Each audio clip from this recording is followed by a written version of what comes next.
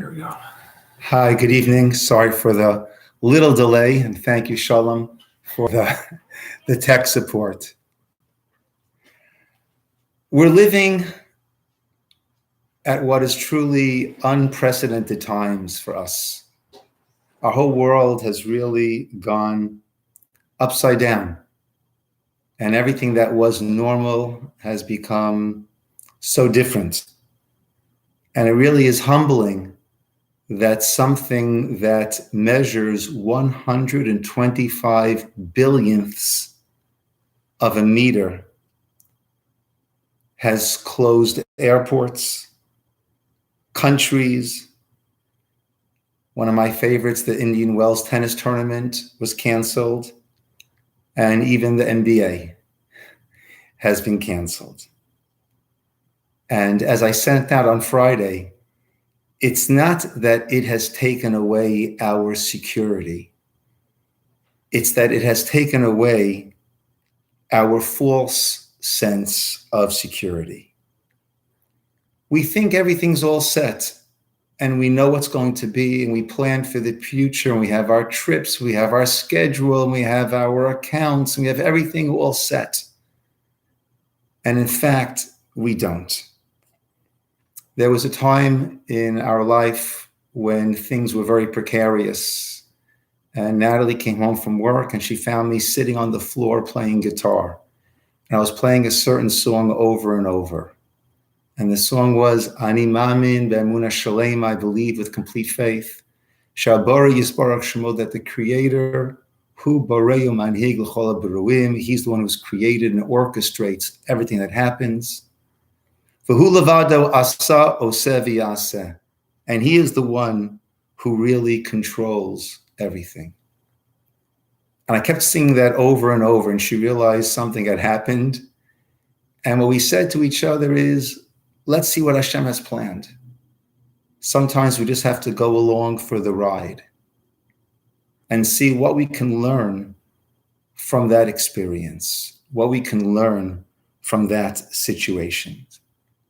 And as I sent on Friday, when we wash our hands, we have to keep in mind that we are in God's hands. Remember the Allstate commercial? You're in good hands with Allstate. And it's to realize that we are in good hands. We're in God's hands, even though we don't necessarily understand where it is going.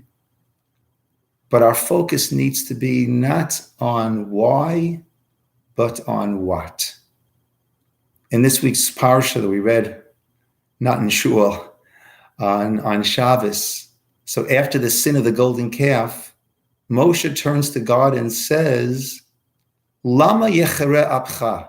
Lama, why are you angry? Which seems to be the most ridiculous question that could possibly be asked. When you do something wrong, you apologize. When someone, right, you don't deny the gravity of what it is. But Moshe said, Lama yechere. And in Hebrew, there's a difference. We say why, and why can mean lama or madua.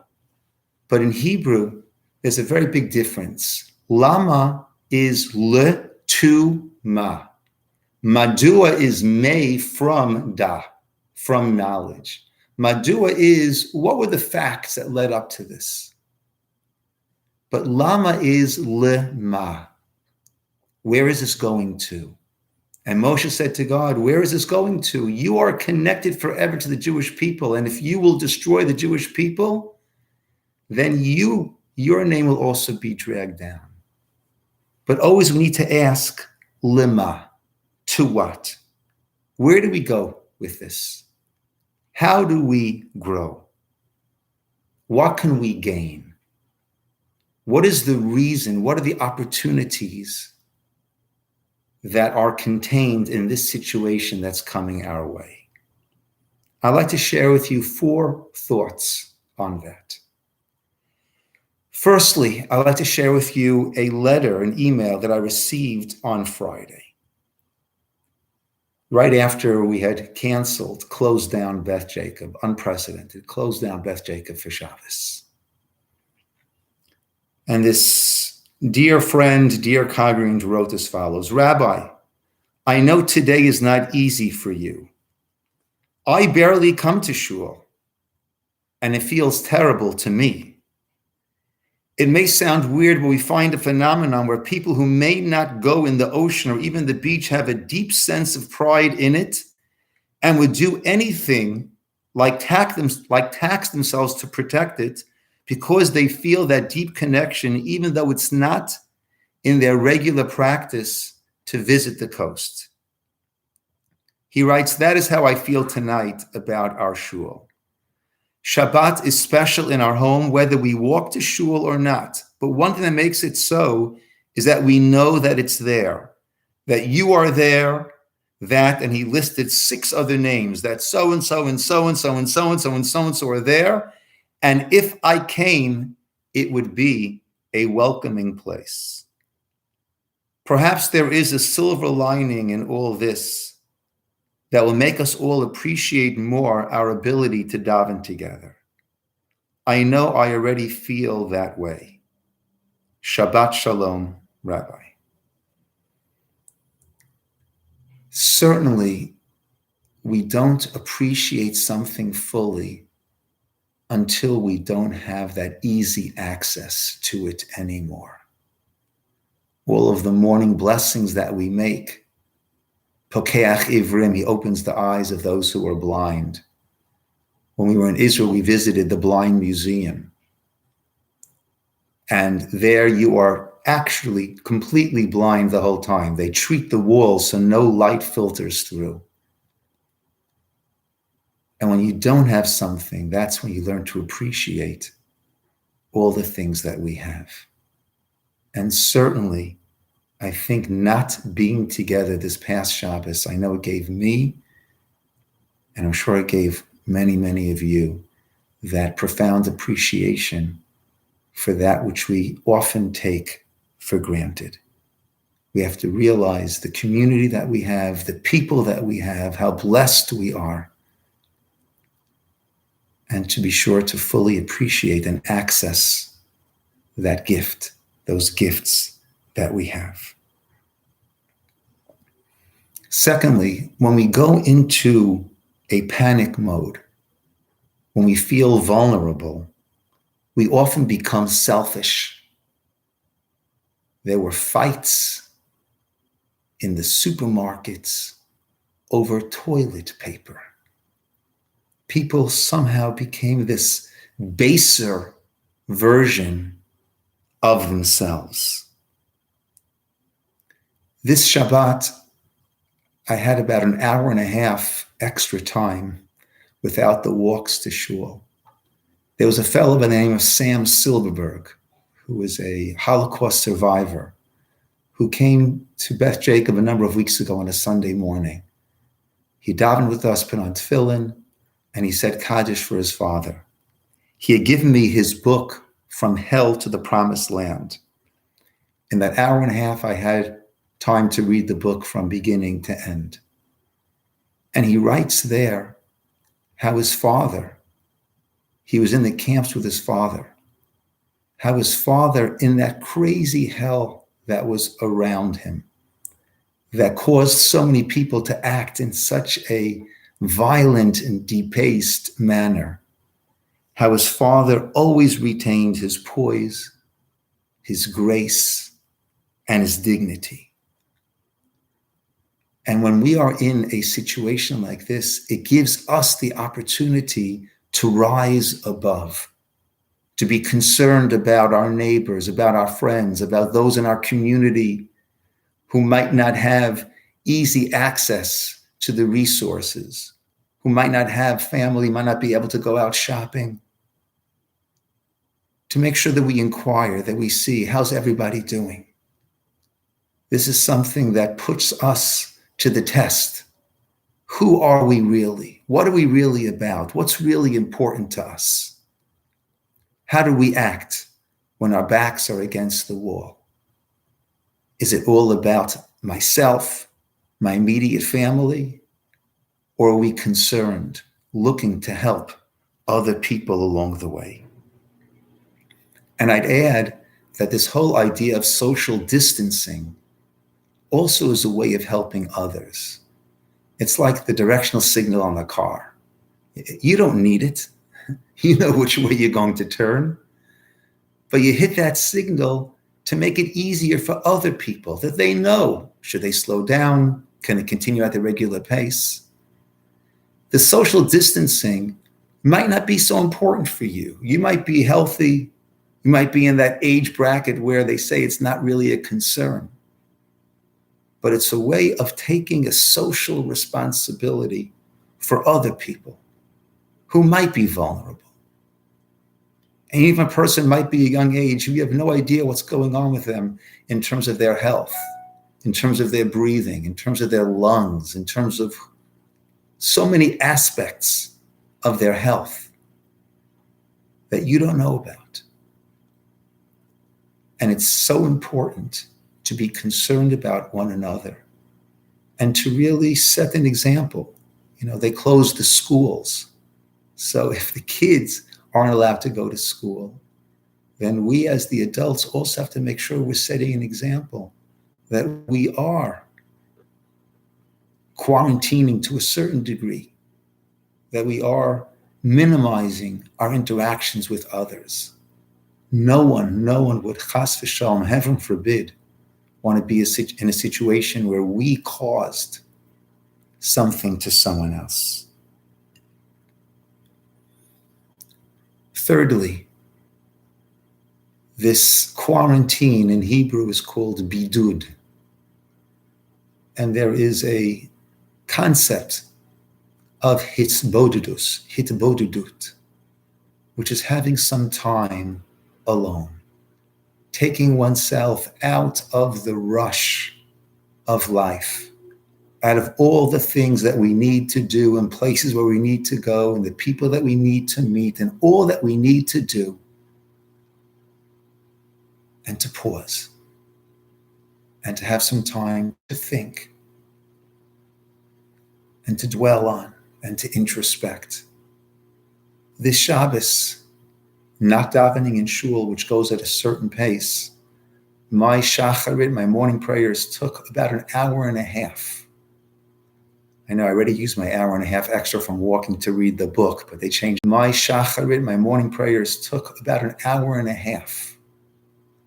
I know I already used my hour and a half extra from walking to read the book, but they changed what I was saying, because you go through it so quickly and I have the general idea, but this word and that word, it's a time to slow down and to think, where am I going? What's really so important in life? What are my priorities? Am I giving the time and the effort to the people and to the things that are really most important in life? This forces us to slow down.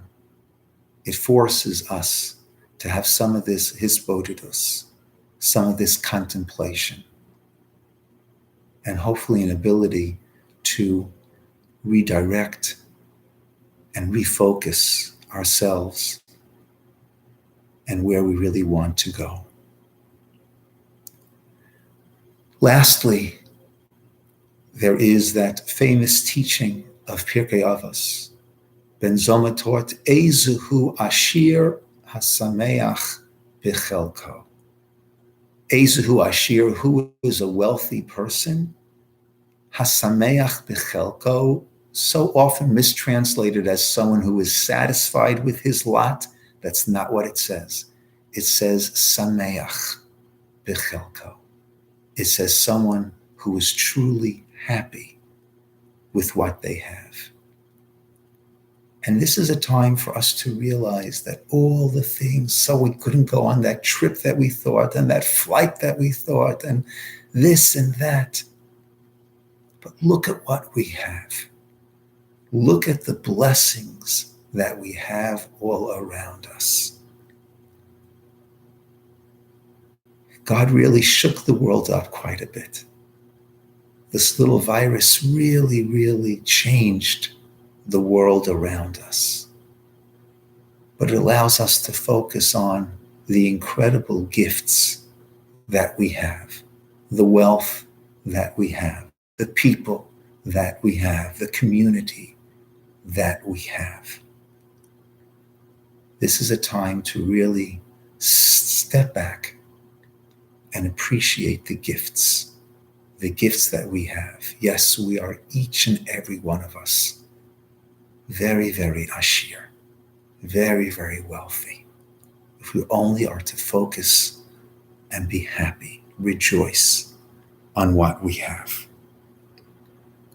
So I think Hashem wants us, from this whole crazy, crazy event, Hashem wants us to look at Him. We're in good hands. To realize that our sense of security should actually be strengthened by this, when we realize that we're not the ones who are driving. Because I know when I'm driving, I make lots of wrong turns. So it forces us to look at Hashem and to appreciate that we are in those all state, in those heavenly good hands. To look at the community and to appreciate what we have, the people that we have, all that's offered, all that the community brings to us, to appreciate that. To look at our families and to look at our lives and to recognize the blessings, the incredible blessings that we have, and the responsibilities that go along with that. Again, we read about the machatzit shekel, the half shekel coin, to recognize that I'm a half, I need the help of others, and others are halves, and they need our help. And only together as a community do we have that sense of wholeness, that sense of completions, that shleimut, the beautiful shleimut, which is part of shalom, the peace that comes from shleimut, from completion. And lastly, as we said, to look deeper at and into ourselves and have the time and the bandwidth for that contemplation. And I think if we focus on those 4 ideas, those 4 concepts, that will allow us to gain, to mine these unique opportunities that are being presented to us in these truly unprecedented times that we're living through. May we all stay healthy and well. May we all grow from this experience, become greater Jews, greater human beings, and may we be able to look back at these troubling, unusual times as a time where we grew as individuals and where we grew as a community. I thank you for joining me. I feel like FDR in the fireside chat. And I sent out the email in terms of the schedule this week, the limited minyan that we will have. Classes will be done again online, and we will be in touch. Please feel free to reach out, to email, call, text, whatever mode it is. And I am here for you. The community is here for you in any way that we can help. We are eager to help, to be there for one another. And like that, we will all grow from this experience. Thank you very much and good night.